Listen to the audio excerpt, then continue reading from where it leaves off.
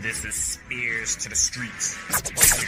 Get down to the beat, or get beat down in the street. Shida against Amanada for the TBS title in Boston had the earmarkings for everything that could make for your typical squash match, instead turning into an unexpectedly wild hardcore bout. The ref was about as dumb could get. The minute Amanada pulled out the chair outside the ring, there should have been a DQ, but for some odd reason, the match continued. That was a great spot with a two-handed chop, by the way, that found Shida flat on her back. The TBS champ was doing a lot of that early on in this title match, and though Amanada gained control of her signature headbutts, they still looked strange when delivered outside the ring, about as strange as that blonde wig Amanada was wearing back a month or so. Amanada was on fire, running knee strikes.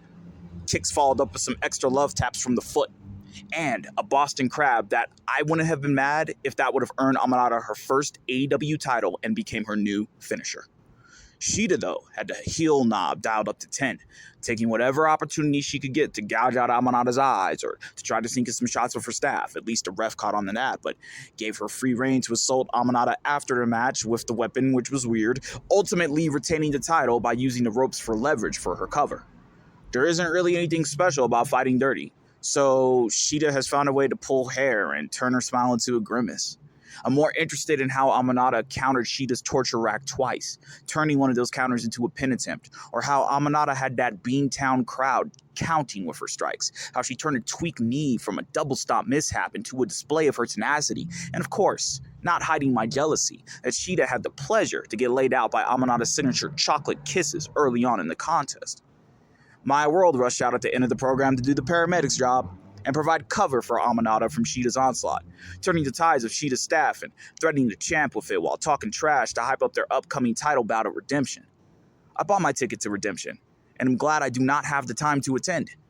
Had Amanada won this match, then I would be rushing to earn the funds to change my plans with an updated card to see Amanada defend the TBS title. But Shida in My World?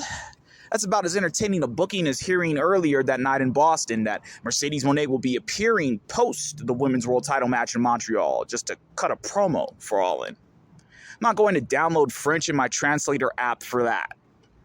Collision number 153 would have been a spectacular night for a title change, and Amanada adding a new submission finisher plus some gold to her name.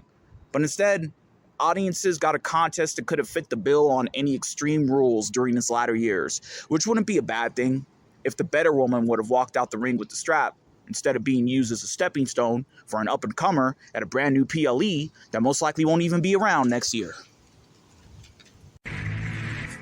This is spEarz to the streets. Get down to the beat, or get beat down in the street.